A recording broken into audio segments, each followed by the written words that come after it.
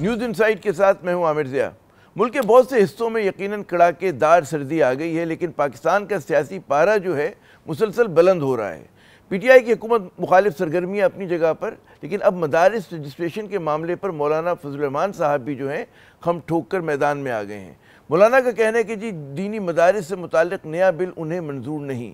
उन्होंने इल्ज़ाम लगाया कि जी उलमा को तकसीम करने की साजिश की जा रही है, लेकिन वो रियासत से तसादुम नहीं चाहते, सिर्फ मदारिस की रजिस्ट्रेशन चाहते हैं। हम फैसला करते हैं इस्लामाबाद की तरफ मार्च करने का, तो आप तैयार हैं या नहीं? हम वो लोग नहीं हैं कि इस्लामाबाद की तरफ आएंगे तो तुम हमारा रास्ता रोक सकोगे। तुम हमें आजमा चुके हो, हम तुम्हें आजमा चुके हैं, और अगर हमने आने का फैसला किया तो तुम्हारी गोलियां खत्म हो जाएंगी, हमारे सीने खत्म नहीं होंगे। दूसरी तरफ हम देखते हैं कि हुकूमती बिल की हिमायत में भी उलमा का एक गिरोह जो है खुलकर मैदान में है। पाकिस्तान उलमा कौंसिल के सरबराह अल्लामा ताहिर अशरफी साहब ने मौलाना फजल रहमान को कहा है कि जी खुदा का वास्ता है मदरसे के प्लेटफॉर्म पर सियासत ना करें। इस्लामाबाद में उलमा व मशाइख इजलास में मुतफ़क़ा करारदाद में कहा गया है कि जी हुकूमत किसी भी दबाव में मदारिस के मौजूदा निज़ाम को तब्दील ना करे।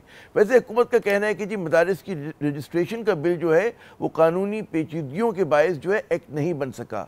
वज़ीर इत्तलात अता तारड़ कहते हैं कि जी मुल्क के तमाम जामियात वफाकी वज़ारत तालीम से वाबस्ता हैं और हुकूमत चाहती है कि मदारिस के तलबा से कोई इम्तियाजी सलूक ना हो। मदरसे की तालीम को भी हुकूमती सतह पर तालीम तस्लीम किया जाए, ये मुतालबा सबका मुत्तफिका था। कोई इसमें ऐसा नहीं था जो ये मुतालबा ना करता हो। मुझे खुशी होती है जब मैं देखता हूँ कि मदरसे का कोई भी तालिब इल्म जो है वो कोई साइंटिस्ट बन रहा है, कोई प्रोफेसर बन रहा है, कोई किसी फील्ड में जा रहा है, कोई किसी फील्ड में जा रहा है। मकसद यही था कि कौमी धारे में लाया जाए। मदारिस की रजिस्ट्रेशन पर तनाज़ा जो है अपनी जगह, लेकिन पाकिस्तानी सियासत का मरकज़ी तजाद पाकिस्तान तहरीक इंसाफ और हुकूमत के दरमियान बढ़ती महाज़ाराई है। एक तरफ पीटीआई ने सिविल नाफरमानी की तहरीक चलाने का ऐलान कर रखा है, तो दूसरी जानिब वो मुज़ाकरात के लिए भी कोशां हैं, लेकिन अब भी वो हुकूमत से ज़्यादा इस्टेब्लिशमेंट से मुज़ाकरात की मुतमन्नी है। कायदे के खिलाफ उमर अयूब साहब का कहना है कि जी पीटीआई मुज़ाकरात के लिए तैयार है, चाहे इंसानों से हों या फरिश्तों से। उमर अयूब का कहना था कि जी बात ना बनी तो सिविल नाफरमानी की तरफ जाएंगे। जो भी मुज़ाकरात के लिए तैयार हैं, वो इंसान हो या फरिश्ते हो या जो भी, हम लोग मुज़ाकरात के लिए तैयार हैं इंशाल्लाह। दूसरी तरफ हम देखते हैं कि जी अली मीन गंडापुर साहब कहते हैं कि जी सिविल नाफरमानी की तहरीक अभी हतमी नहीं।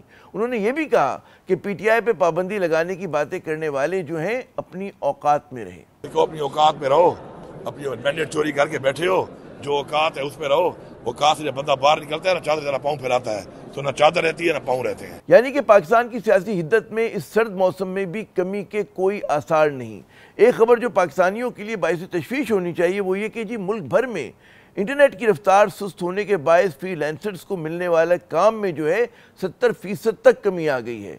वर्ल्ड पॉपुलेशन रिव्यू ने इंटरनेट स्पीड से मुताल्लिक़ एक रिपोर्ट जारी की है, जिसमें कहा गया है कि इसकी दर्जाबंदी में पाकिस्तान दुनिया के 198 नंबर पर है, और पाकिस्तान की इंटरनेट जो स्पीड है, रफ्तार जो है, वो जंगज़दा फ़लस्तीन, भूटान, घाना, इराक, ईरान, लबनान, लिबिया से भी नीचे है। और हम जानते हैं कि पाकिस्तान में इंटरनेट और समाजी मीडिया पर पाबंदियों की वजह जो है, और वो ये है कि जी समाजी मीडिया पर हुकूमत पर बढ़ती हुई तनकीद।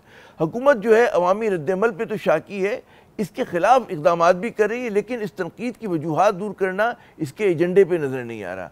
इसी तनाजुर में ये सवाल अहम है कि जी पाकिस्तान में सियासी बेचैनी और अदम इस्तेकाम ख़त्म होने के क्या कोई आसार हैं? पीटीआई इस्टेब्लिशमेंट और हुक्मरान जमातों को इसके लिए किस किस्म का जो है फॉर्मूला चाहिए? पीटीआई की जो जारहाना हिकमत अमली है, क्या इसके लिए जो है उसकी मुश्किलें जो है आसान कर रही है या उसकी मुश्किलात बढ़ा रही है? और सबसे बढ़कर क्या वाकई नून लीग जो है उसकी बढ़ती गैर मकबूलियत अब इस्टेब्लिशमेंट पर बोझ बन चुकी है? इन सवालों पर बात करने के लिए हमारे साथ मौजूद हैं साबिक वज़ीर ख़ज़ाना और तहरीक इंसाफ के साबिक रहनुमा मोहतरम असद उमर साहब। असद साहब, 2.5 बरस से ज़्यादा होने को आए, हम देखते हैं कि पाकिस्तान जो है वो अदम इस्तेकाम का शिकार है, बड़ी सियासी बेचैनी है। कौन आप इसको ज़िम्मेदार समझते हैं इसका? इमरान खान ज़िम्मेदार हैं, जनरल बाजवा साहब से कोई भूल चूक हो गई थी, पीडीएम ज़िम्मेदार है, और गलती कहाँ से शुरू हुई? देखिए, इमरान खान तो इस वक्त जेल में बैठे हुए, तो वो क्या क्या इसके जिम्मेदार होंगे? काम जहाँ से शुरू हुआ कि एक वोट ऑफ नो कॉन्फिडेंस के जरिए जो है हुकूमत बदलने का पहली दफ़ा पाकिस्तान की तारीख में कामयाब एक फार्मूला इम्प्लीमेंट किया गया। ज़ाहिर है पीडीएम की जमातें सामने थीं, उमूमी तौर पर ये राय है कि वो इस्टेब्लिशमेंट की मर्ज़ी से हो रहा था, जो लीडरशिप थी उस वक्त इस्टेब्लिशमेंट की उसकी मर्ज़ी से हो रहा था और उनकी भी आशीर्वाद हासिल थी। जो मेरे ख्याल में फार्मूला के अंदर किसी ने, ये तो बिल्कुल आपने ठीक कहा कि वो आइन के अंदर मौजूद है, अब उसके ऊपर बहुत बहस हो सकती है कि क्या आइन के अंदर ये भी मौजूद है कि कोई पैसा खिला के लोगों को उनकी वफादारियाँ तब्दील की जा सकती हैं, एटसेट्रा एटसेट्रा, बहुत सारे सवाल आते हैं। लेकिन चले, कम से कम वोट ऑफ नो कॉन्फिडेंस का कॉन्सेप्ट वहाँ पर है। जो इन्होंने मेरे ख्याल में गलती की जो फैसला करते हुए, वो इन्होंने अवाम की राय की डायनामिक जो है ना उसको यकसर नज़रअंदाज कर दिया। ये समझ रहे थे कि अगर आप 2022 का साल अगर देखें तो 2022 में क्या हो रहा है, पंजाब के अंदर बाई इलेक्शंस हो रहे हैं, तहरीक इंसाफ इलेक्शन हार रही है, फिर खैबर पख्तूनख्वा में मुकामी हुकूमत के इलेक्शन का पहला मरहला आया, पेशावर में तहरीक इंसाफ जो है वो JUI से नाज़िम का इलेक्शन हार गई। तो इन लोगों ने ये समझा कि अब तहरीक इंसाफ बिल्कुल कमज़ोर हो चुकी है, हम वोट ऑफ नो कॉन्फिडेंस लेकर आएंगे, अवाम बहुत खुश होगी और सब जो है वो हंसी खुशी जिंदगी गुजारेंगे। उसके अलावा जाहिर है शहबाज शरीफ साहब के ऊपर फर्द जुर्म आयद होनी थी जिस दिन उन्होंने वजीर आजम का हलफ लिया, तो वो सारे मसाइल भी खत्म हो जाएंगे। लेकिन हुआ ये कि जिस वक्त इसको लॉ ऑफ अनइंटेंडेड कॉन्सिक्वेंसेस जो कहते हैं अंग्रेजी में, कि जैसे ही आप लोगों ने, मीडिया ने स्क्रीन के ऊपर पीडीएम के तमाम लीडर्स की शक्लें एक फ्रेम में दिखानी शुरू की, एकदम से लोगों के अवाम के अंदर जो है वो राय बदलना शुरू हो गई। और हमने 27 मार्च को देखा 2022 को जो इस्लामाबाद का जलसा था, मेरे ख्याल में आज तक ऐसी कोई मोबिलाइजेशन तो मैंने कम से कम नहीं देखी। सो वो मिसकैलकुलेशन हो गई। अब जो मसला है वो एक निज़ाम को खींचने की कोशिश की जा रही है जिसमें अवाम एक तरफ है और निज़ाम दूसरी तरफ है, तो अदम इस्तेहकाम तो होगा। अच्छा, ये बताइए कि आपके नज़दीक अगर पूछा जाए कि अब पाकिस्तान को जिस मुश्किल में फंसा उससे निकालने का क्या फॉर्मूला हो सकता है जो काबिल कबूल हो, जो काबिल अमल हो, कि ठीक है पोजीशन बिल्कुल क्लियर है, पीटीआई की भी क्लियर है, एस्टेब्लिशमेंट की भी क्लियर है और कहीं पे हुकूमत भी क्लियर ही है, क्या लगेगा वो फॉर्मूला क्या होगा अगर आपसे कहा जाए, कोई तजवीज़ आप दें? देखिए, पहली बात तो ज़ाहिर है उस फार्मूले के अंदर क्या अंसर मौजूद हों तो वो फार्मूला कामयाब हो सकता है। तीनों जो फरीकैन हैं, मैं तीन कहता हूँ फरीक, इस्टेब्लिशमेंट है, हुकूमत है और तहरीक इंसाफ है। ज़ाहिर है इन सबको इसके अंदर अपनी जो कम से कम उनकी ख्वाहिशात हैं वो मिलनी चाहिए, मिनिमम रिक्वायरमेंट्स इनकी पूरी होनी चाहिए। उसके ऊपर बात की जा सकती है कि वो क्या मिनिमम रिक्वायरमेंट्स हो सकती हैं। और उसके साथ साथ, क्योंकि मैंने आपको जैसे पहले कहा कि कोई भी अगर आप फैसला करते हैं, ये पाकिस्तान बदल चुका है, ये सोशल मीडिया का 21वीं सदी का पाकिस्तान है। जब तक अवाम उस फैसले को कबूल नहीं करते कि हाँ ये जो है ये हमारी बेहतरी के लिए किया गया है, तो वो कामयाब नहीं हो सकता। तो ये दो उसके अंदर पहलू होने चाहिए। अब जो है कि क्या वो चीज़ है जो तहरीक इंसाफ को क्या चाहिए। तहरीक इंसाफ कह रही है कि जी हमारे लीडर्स के ऊपर बशमूल इमरान खान के केसेस बने हुए हैं, जो सियासी नौयत के केसेस हैं वो कानून की बुनियाद पे नहीं है, वो सियासत की बुनियाद पे हैं। ज़ाहिर है वो एक उनका बहुत बड़ा मुतालबा होगा।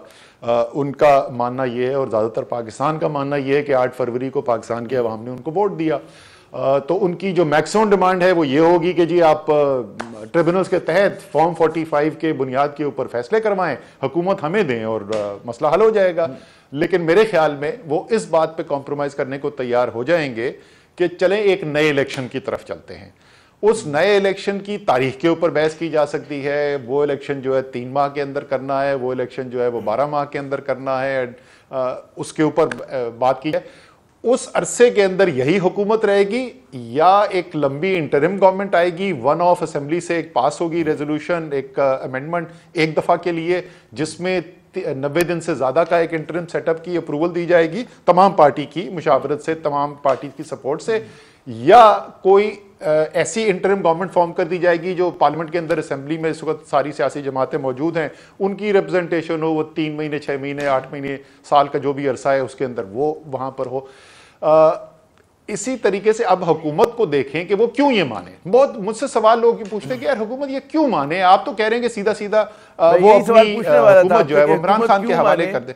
मैं यही सवाल पूछने वाला था आपसे, आप ही जवाब दें। और एस्टेब्लिशमेंट क्या बिल्कुल इस राय के लिए, इस तरह की बात के लिए तैयार होगी? जी मैं तीसरा एस्टेब्लिशमेंट पे भी आता हूं। मैंने तरीके इंसाफ से, क्योंकि मैं जिस फरीक को सबसे बेहतर समझता हूं, मैंने वहां से शुरू किया था। हाँ। फिर उसके बाद आ जाएगी जी आपकी हुकूमत की बारी आ गई।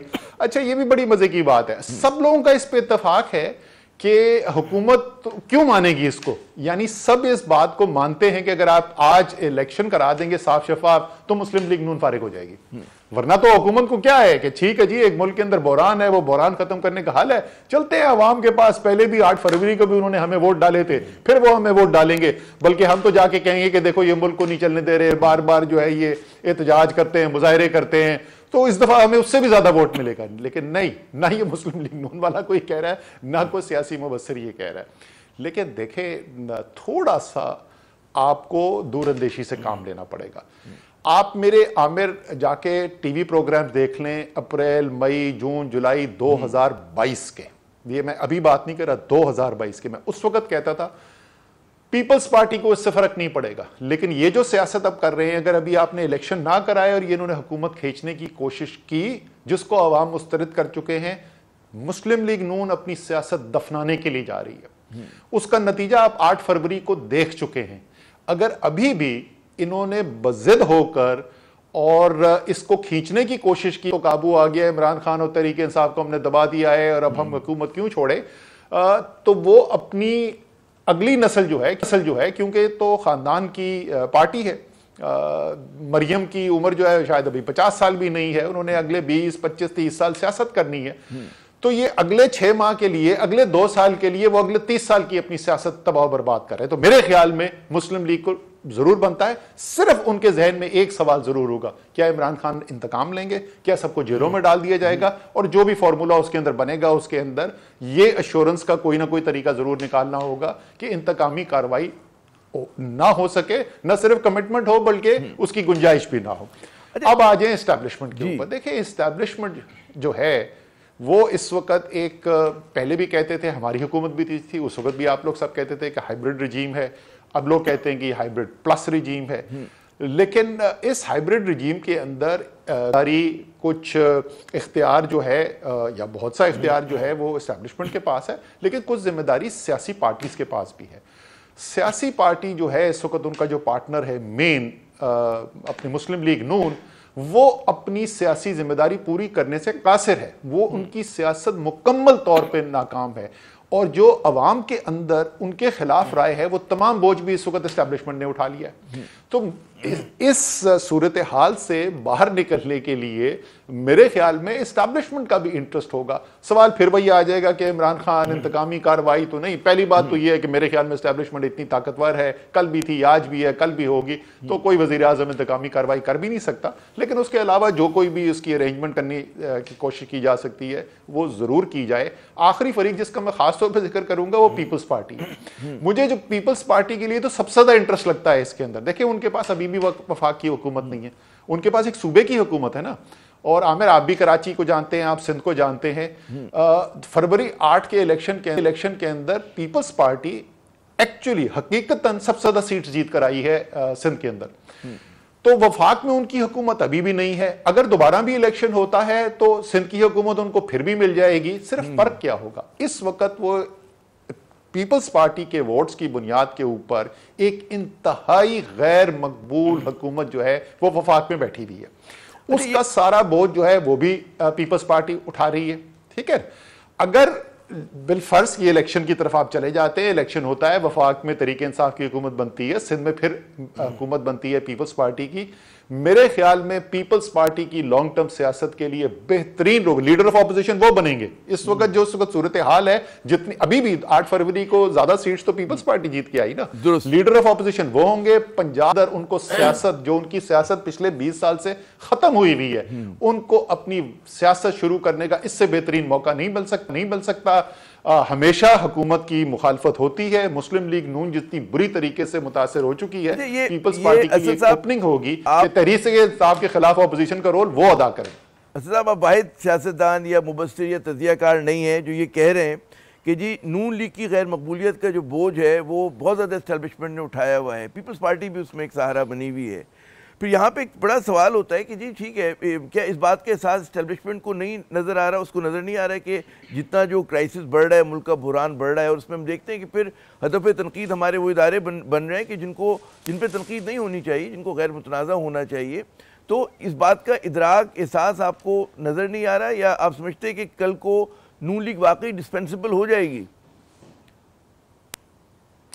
देखिए, जाहिर है मुझे तो नहीं पता कि उनके जहन में इस वक्त क्या है और वो किस तरीके से इस चीज़ को देख रहे हैं, लेकिन आप दोनों इस वक्त इस्टेब्लिशमेंट और तरीके इंसाफ जो है ना, वो एक दूसरे से बिल्कुल एक हेड ऑन सिचुएशन हुई हुई है।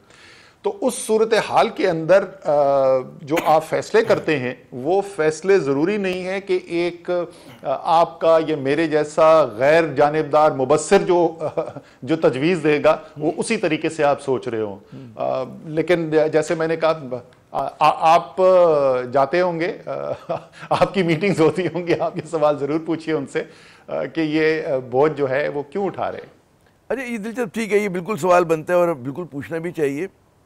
लेकिन इससे जुड़ा एक और जो ज़्यादा अहम सवाल है कि जो आपने कहा जी हेड ऑन खड़े हुए हैं इस्टेब्लिशमेंट और पाकिस्तान तहरीक इंसाफ, तो यहाँ पे तहरीक इंसाफ की हिकमत अमली पे लोग सवालिया निशान उठाते हैं कि जी बड़ी ठीक है, उनकी मकबूलियत बहुत थी, आपके बकौल बेमिसाल किस्म का रद्द-ए-अमल आ रहा था, लोग सपोर्ट में आ रहे थे, लेकिन उसको लिवरेज नहीं कर सके, और उन्होंने जो तनकीद का जो कहते हैं ना तोपों का रुख रखा इस्टेब्लिशमेंट की तरफ, उसका इनको नुकसान ज़्यादा हुआ।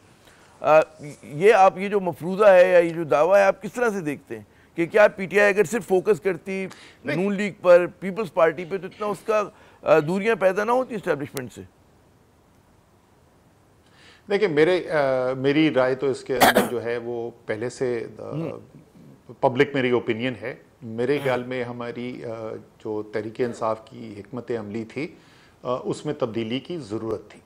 देखिए, दो मुख्तलिफ आपके हदफ हो सकते हैं ना। एक तो आपने जमहूरी पार्लिमानी सियासत के अंदर एक निज़ाम के अंदर रहते हुए फैसले करने, तो उसके अंदर अवाम की ताईद जो है, अवाम की ताकत जो है, वो एक इंतहाई अहम अंसर है। लेकिन वो अंग्रेजी में कहते हैं necessary but not sufficient condition. सिर्फ अवामी ताकत की बुनियाद के ऊपर, मैं पाकिस्तान की बात कर रहा हूँ, मैं वेस्टर्न एस्टैब्लिश्ड डेमोक्रेसीज या इवन इंडिया की नहीं बात कर रहा, मैं पाकिस्तान के निज़ाम की बात कर रहा हूँ। यहाँ पर वो बहुत अहम अंसर है, बट वो वाहिद चीज़ नहीं है जिसके ज़रिए आप उस पोजीशन में, हुकूमत बनाने की पोजीशन में आते हैं, और उसके बाद आप जो आपके ख्याल में पाकिस्तान की अवाम की बेहतरी के लिए जो काम है वो करना होता है। तो एक पावर पॉलिटिक्स का अंसर भी होता है, और एक हद तक तो वो हर जगह होता है। आपने डोनाल्ड ट्रंप की सियासत इस वक्त देखी होगी, तो वहाँ पर भी वो बहुत एंटी एस्टैब्लिशमेंट बातें करते हैं।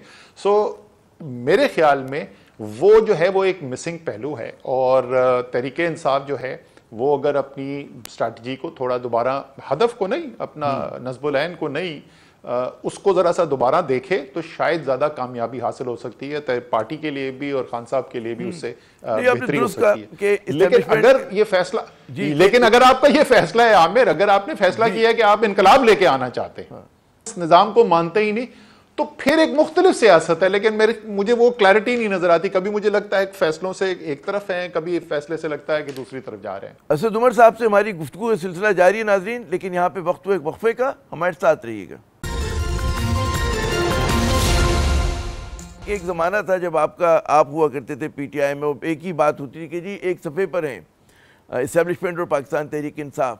उस सफ़े पे मतलब है वो फटा कैसे, वहाँ पर कहाँ गलती हुई थी, वो दूरियां हुई तो कैसे हुई पैदा? ये सवाल आपसे पहले भी कई मरतबा किया जा चुका है, और मेरे ख्याल में ये बार बार होता रहेगा। इतना पुराना हो चुका है कि नहीं, लेकिन ये सवाल फिर भी बनता है, और डेटेड हो गया सवाल। जब आप हाइंडसाइट में देखते हैं तो आप उसमें ज़्यादा क्लैरिटी के साथ बात औक़ात आप उसकी वो पेश कर सकते हैं, क्या वजह हुई थी। जी सही। अच्छा, मैं उससे पहले अगर आप मुझे इजाज़त दें, आपने क्योंकि जिक्र किया, कैडर्स का जिक्र किया, देखें अपनी जो हिकमत अमली होती है, उस हिकमत अमली को आपके जो असासे होते हैं, जो वसाइल होते हैं, उसको देख कर भी करते हैं। मैं ज़ाहिर है इस मामले में बिल्कुल एक गैर जानिबदार मेरी सोच नहीं होगी, मेरे ज़ाती रिश्ते हैं, मैंने 10 साल से ज़्यादा उनके साथ काम किया हुआ है, और सिर्फ लीडर्स के साथ नहीं किया हुआ, वर्कर्स के साथ भी किया हुआ है। मेरे ख्याल में तहरीक इंसाफ का वर्कर जो है उस पार्टी की स्ट्रेंथ जो है, जो थी कल भी और आज भी, जो है वो तहरीके इंसाफ में या इमरान खान है एज ए लीडर और या तहरीके इंसाफ के वर्कर्स हैं। बेतहाशा मेहनत करने के लिए तैयार, बेतहाशा कुर्बानी देने के लिए तैयार हजारों वर्कर जो हैं वो एक दफा नहीं मुतअद्दिद बार जो है वो जेलों में जा चुके हैं। इस वक्त हजारों वर्कर जो हैं जेल के अंदर हैं, लेकिन वो कोई गुरिल्ला जंग लड़ने वाले लोग नहीं हैं, वो कोई ऐसे लोग नहीं है तकरीबकारी करने वाले। तो आपने ये जो आपका इतना बड़ा असासा है, उस असासे की जो स्ट्रेंथ है और जो उसकी लिमिटेशन है उसको देखते हुए अगर आप स्ट्रैटेजी बनाएंगे तो आप ज्यादा कामयाबी हासिल करेंगे। अब आपका जो सवाल है कि वो क्यों नहीं हुआ, सभा कैसे फट गया, मैं तो समझता हूं कि इतनी दफा सुन चुके हैं वो सवाल। पॉलिटिकल पार्टी है और ताज्जुब होता है कि जब हम देखते हैं कि उसकी तरफ से तनकीद आ रही है, बॉयकॉट की बात हो रही है और सिविल नाफरमानी की बात हो रही। जी अच्छा, वो आप सही कह रहे हैं कि ऐसी सूरत है, लेकिन वो सूरत हाल ऐसी पैदा क्यों हो रही है? ठीक है ना, कि अगर आपके हजारों वर्कर जो हैं वो बार बार जेलों में डाले जाएंगे, अगर आपको इलेक्शन लड़ने की इजाज़त नहीं होगी, सिंबल आपसे छीन लिया जाएगा, कॉन्स्टिट्यूशनल अमेंडमेंट करके ऐसे नज़र ये आएगा कि आला अदलिया भी अब आपको इंसाफ देने के लिए अब उसके पास गुंजाइश नहीं रही, जो तमाम जमहूरी रास्ते हैं वो बंद होते हुए नजर आएंगे, तो फिर ऐसे ही फिर ख्यालात सामने आते हैं। पसंदी आएगी सामने। कह रहे हैं कि ये कोई और मैं आपको ये बताऊं कि ये खतरा पाकिस्तान को अपने जहन में जरूर रखना चाहिए। मेरे ख्याल में तहरीक इंसाफ की तरफ से शिद्दत पसंदी नहीं है। जैसे मैंने कहा, मैं उन लोगों को वहां से आपको कोई असला बरदार जत्थे या कोई शिद्दत पसंदी नहीं नजर आएगी, लेकिन अगर पाकिस्तान के अवाम का निज़ाम के ऊपर से यकीन उठ गया तो ये ऐन मुमकिन है कि तहरीक इंसाफ नहीं, कोई और पॉलिटिकल पार्टी नहीं, ना मुस्लिम लीग नून वैसी है, ना पीपल्स पार्टी वैसी है, ना JUIF वैसी है, ANP, ये सारी सियासी पार्टीज हैं। फिर एक खदशा ये है कि फिर कोई ऐसी फोर्स इमर्ज करेगी जो फिर कहेगी अच्छा ठीक है, फिर अगर ताकत ही हल है तो फिर हम ताकत से इसका हल हासिल करने की कोशिश करते हैं, जिसका नतीजा कभी भी अच्छा नहीं निकलता। और जो हमने देखा मुख्तलिफ मुसलमान ममालिक में, मशरिक़ वस्ता में हमें नजर आया कि जब कहते हैं ना कि हम आहंगी ख़त्म होती है किसी माशरे की, समाज की, तो बहुत ख़तरनाक सूरत हाल हो जाती है। लेकिन हम ये भी देख रहे हैं कि PTI का अगर ऑफिशियल प्लेटफॉर्म्स नहीं है, लेकिन उनके हमदर्द जो प्लेटफॉर्म्स हैं, बैरून मुल्क जो बहुत सारे लोग बैठे जो अपने आप को PTI का हमदर्द कहते हैं, वहाँ से जो डिस्कोर्स सामने आ रहा है उससे बाज़ लोग कहते हैं कि जी सोशल मीडिया ने उसको यरगमाल बना लिया है PTI को, कि अगर कोई वहाँ सेंसिबल बात भी करता है तो उसको फ़ौरन जो है वो कभी गद्दार कह दिया जाता है, कभी उसकी वफादारी पे शुबा किया जाता है। तो ये जो नादान दोस्त हैं PTI के जो बहुत ज़्यादा मतलब है कि उस तरफ लेके जा रहे हैं चीज़ों को जो पॉइंट ऑफ नो रिटर्न है। जी सही। अच्छा, एक तो ये सोशल मीडिया वाली जो बात है ना, वो बहुत दफ़ा ये बात की जाती है, उसमें भी आपको तफरीक करनी पड़ती है कि ऑफिशियल जो है सोशल मीडिया वो क्या कह रहा है, और एक शख्स जो कि एक इनफरादी शहरी है, चाहे पाकिस्तान में रह रहा है या जैसे आपने कहा कि मुल्क से बाहर रह रहा है, उसके पास राय की आज़ादी है। ख़ासतौर पर अगर वो पाकिस्तान से बाहर बैठा हुआ है और वो भी कोई मगरबी ममालिक में बैठा हुआ है, तो आप उसको कोई रोक नहीं सकते हैं। और ज़रूरी नहीं है कि हर वो बात ऐसी करे, ये ज़रूरी ये नहीं मैं कह रहा कि वो दानिस्ता तौर पे ऐसी बात करेगा कि मुल्क को नुकसान पहुंचाने के लिए या तहरीक इंसाफ को नुकसान पहुंचाने के लिए, लेकिन ज़रूरी नहीं कि हर वो बात जो करे वो फ़ायदे के अंदर भी हो, बेहतरी के लिए भी हो।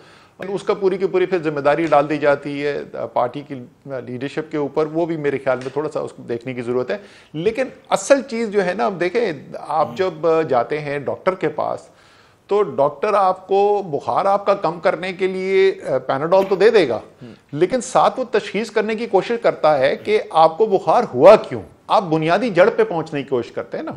तो जो हो रहा है सोशल मीडिया पे इस वक्त वो अच्छा नहीं है, वो ऐसी चीज नहीं है जिसकी इंसान तारीफ करे कि ये बड़ी अच्छी बात हो रही है। लेकिन सवाल ये हो क्यों रहा है? क्या वो जो लोग जो सब बात कर रहे हैं, क्या वो कोई मुल्क दुश्मन अनासिर हैं? मेरे ख्याल में उनमें से 99.9999% जो हैं वो आपके और मेरे जैसे मुहब्बे वतन नहीं तो शायद हमसे ज्यादा मुहब्बे वतन लोग होंगे। लेकिन क्योंकि एक अदम इस्तेहकाम की सूरत हाल है, क्योंकि एक ऐसी टकराव की सूरत हाल है, उसकी वजह से जो मुख्तलिफ जनरेट हो रहे हैं उसके रिपरकशंस, उसमें से आपको एक जो है वो सोशल मीडिया पर भी नजर आ रहा है। असद साहब, मुझे कहा जा रहा है कि मैं मुख्तसर वक्फा ले लूँ, हम फौरन आते हैं और फिर यहीं से हम गुफ्तगू का आगाज़ करते हैं। अच्छा साहब, ये जो है कि शहबाज हुकूमत की कारकर्दगी, उस पर भी कई मरतबा बात हो चुकी है और ज़ाहिर है कि माशी उसकी जो है कारकर्दगी का लोग सेहरा देने को उसको तैयार नहीं। लोग कहते जी SIFC ने बड़ा अच्छा किरदार अदा किया और जनाब IMF प्रोग्राम था, बिल्कुल सही बात है ये। लेकिन क्या अगर आप फिर भी देखेंगे कि pluses and minuses of this government, क्या कहेंगे, कहाँ पर उन्होंने अच्छी कारकर्दगी दिखाई, कहाँ पे बड़ा कमज़ोर है? देखें, आपकी अगर आप माशी तौर के ऊपर देखें तो इंटरिम गवर्नमेंट थी, एक लंबे अरसे के लिए इंटरिम गवर्नमेंट थी। मैं पहले भी कह चुका हूँ, शमशाद अख्तर ने और टीम ने अच्छे फैसले किए, मुनासिब फैसले किए और उसकी वजह से आपको बेहतरी भी नजर आई। उसके बाद वो IMF एग्रीमेंट भी कर गए थे। तो जो इकोनॉमिक डिसीजन मेकिंग है तो उसमें तो कोई ऑटोनॉमी है ही नहीं। जो IMF का प्रोग्राम है वो आपने इम्प्लीमेंट करना है। तो वो कोई पॉलिटिकल टीम की वजह से कोई आपको इनोवेटिव आइडिया अगर आपके जहन में कोई आ रहा है तो मुझे बता दीजिए कि कोई अपनी इख्तरा हो, कोई अपनी हुकूमत की तरफ से कोई स्ट्रैटेजी आई हो जो IMF प्रोग्राम के अलावा उन्होंने कोई काम किया हो जिसकी आप और मैं कोई तारीफ कर सकें या इवन तनकीद कर सकें। सो IMF का प्रोग्राम है, वो IMF का प्रोग्राम इम्प्लीमेंट हो रहा है। और ये जो मुख्तलिफ हमने जो फार्मूले इस वक्त तभी डिस्कस किए थे, जो शुरू में आप मुझसे पूछ रहे थे, उन सब के अंदर भी वही IMF का प्रोग्राम इम्प्लीमेंट होना है। तो IMF का प्रोग्राम ज़ाहिर है कि उसमें हमने देखा कि SIFC का बड़ा किरदार रहा, फौज की बहुत ज़्यादा सपोर्ट रही, बहुत ज़्यादा मामलात के ऊपर। तो माशी एजेंडे पे बहुत ये चैंपियन किया करते थे अपने आप को, नून लीग के जी हमारा माशी एजेंडा। लेकिन जो कुछ इकदामात किए, आपके ख्याल में उससे ठीक है स्टॉक मार्केट ऊपर जा रही है, आपको लग रहा है कि आपकी रियल इकोनॉमी भी इन इकदामात के बाद कुछ चल पड़ी है? देखें, इन्होंने इनकी जो मुस्लिम लीग नून की माशी जो टीम थी उसकी कारकर्दगी अगर आपको देखनी है ना, तो वो आप देखें उस 16 महीने के अरसे को जिस वक्त ये अदम एतमाद की तहरीक कामयाब होने के बाद हुकूमत इन्होंने बनाई और वो पार्लियामेंट्री टर्म अगले अगस्त तक चली। वो जो पीरियड है वो पाकिस्तान की तारीख का बदतरीन माशी पीरियड है। 2022-23 से ज्यादा खराब माशी हालात पाकिस्तान की तारीख में कभी नहीं हुए। ये वाहिद साल है कि जिसके अंदर ना कोई जंग थी, ना कोई जल्जला या सैलाब आया, ना कोई कोविड की तरह की कोई आलमी बीमारी फैली और पाकिस्तान की मईशत जो है वो मनफी हो गई, वो सुकड़ गई। ये पूरे पाकिस्तान के 75 साल में कभी आज तक हुआ ही नहीं था। 20% जो है वो अफराते ज़र पहुंच गया, पाकिस्तान की तारीख में कभी नहीं हुआ। जरूरी अशिया का अफराते ज़र जो है SPI जो होता है वो 48% पे पहुंच गया, पाकिस्तान की तारीख में कभी नहीं हुआ। तो अपनी टीम के हाथ में जब फैसला साजी थी तो उसके तो रिजल्ट ये थे। उसके बाद जैसे मैंने कहा इंटरिम गवर्नमेंट आई, उसके बाद शमशाद अख्तर आई, इंटरिम कैबिनेट आई, फिर IMF एग्रीमेंट आया। तो अब जो आपको रिजल्ट यहाँ पे नजर आ रहे हैं ये मुस्लिम लीग नून की इकोनॉमिक परफॉर्मेंस के नहीं आ रहे। और वैसे भी उनके फाइनेंस मिनिस्टर जो है वो मुस्लिम लीग नून के तो हैं भी नहीं, वो तो कॉर्पोरेट प्रोफेशनल है, एक बहुत अच्छे कॉर्पोरेट प्रोफेशनल रहे हैं औरंगजेब साहब। सो मुस्लिम लीग नून से के पास तो इस वक्त इकोनॉमिक डिसीजन मेकिंग का इख्तियार ही कोई नहीं है। अच्छा, जाते जाते ये बताइए कि कहा जाता है कि जी PTI में इमरान के बाद आप मकबूल तरीन रहनुमा थे और हम देख रहे कई जो नाराज़ लोग थे चले गए थे पार्टी पे मुश्किल हालात में छोड़ के, वो कुछ वापसी के ख्वाहां हैं। आपका कोई ऐसा इरादा है क्या आपकी अगली मंजिल होगी? जी अच्छा, नहीं, पहली बात तो ये शायद आपको जिसने भी ये खबर दी थी वो खबर दुरुस्त नहीं थी और बहुत सारे मकबूल लीडर्स पार्टी में और भी थे, लेकिन पार्टी में मकबूल लीडर एक ही है, वो इमरान खान है। मेरा अपना ज़ाती तौर पे सियासत में वापस आने का नहीं चाहिए मेरे कोई ऐसा इरादा नहीं। आपका कोई इरादा नहीं वापसी का? कोई इरादा नहीं? वो बीच में अफवाह उड़ी थी पाकिस्तान पीपल्स पार्टी की जो फौरन मेरे ख्याल में शूट डाउन कर दी गई थी। मतलब कमाल ही हो गया। मैं वहां दहशतगर्दी अदालत लाहौर में खड़ा हुआ अपना मुकदमा भुगत के बाहर आ रहा तो पता चला कि जी मैं पीपल्स पार्टी ज्वाइन करो और उसी दिन को प्रेस कॉन्फ्रेंस भी होनी थी। हाँ, तो अच्छा, तो आपका क्या मशवरा क्या होगा? ये जो एक कहते हैं ना कि इमरान खान पे को, और मेरा आखिरी सवाल है ये और मैं चाहूँगा जरा इसके तफसील से जवाब दें कि मुसलसल इमरान खान धरना दे रहे हैं, लोगों को बाहर निकालने की कोशिश कर रहे हैं, वो सिविल नाफरमानी की बात कर रहे हैं। किस तरह से आप देखते हैं इस चीज़ को? क्या ये हिकमत अमली जो है उनके लिए सूदमंद है या कोई और उनके पास रास्ता नहीं है? और इस चीज़ को मतलब है जो एस्टैब्लिशमेंट है वो किस तरह से उनसे डील कर सकती है कि चीज़ों को ज़रा से इस मुल्क में कहते हैं सुकून आए, रोज़ एक कोई तमाशा ना हो रहा हो? जी सर अच्छा, वो सुकून का तो पहले हम फॉर्मूला हम बड़ी तफसील से डिस्कस कर चुके हैं, लेकिन तरीके साहब की अगर आप हिकमत अमली की अगर आप बात करें, देखिए उनको एक मुज़ाहमत एक हद तक करनी है, ठीक है। उसके बगैर जो है उनको उस टेबल पे सीट ही नहीं मिलनी जहां पर फैसले होने।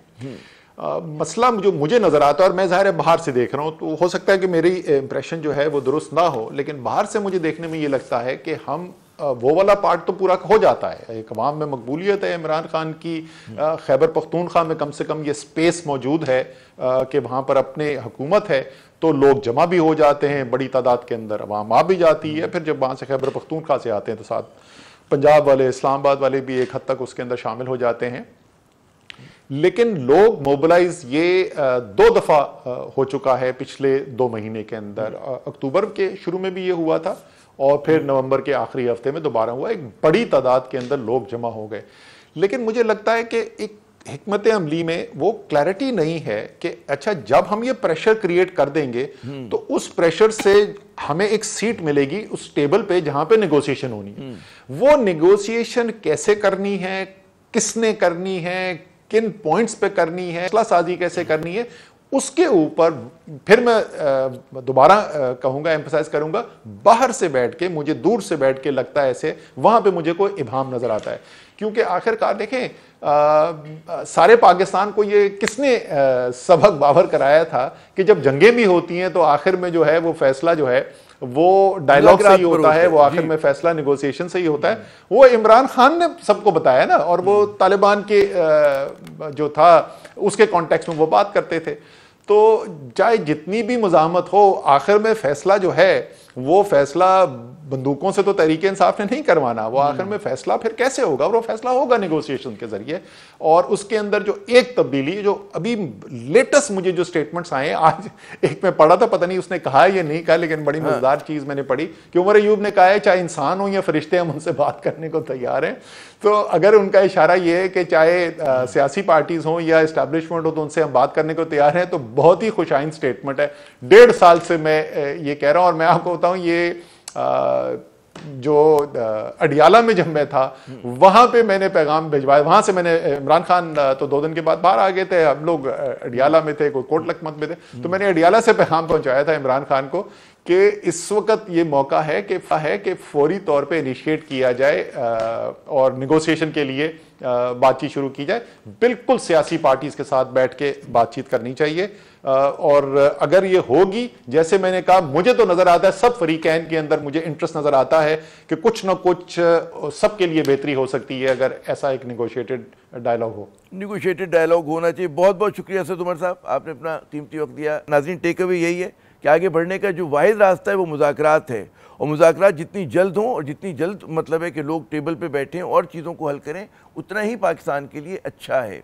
आमिर ज़िया को अगले प्रोग्राम तक के लिए इजाज़त दीजिएगा। खुदा हाफिज़।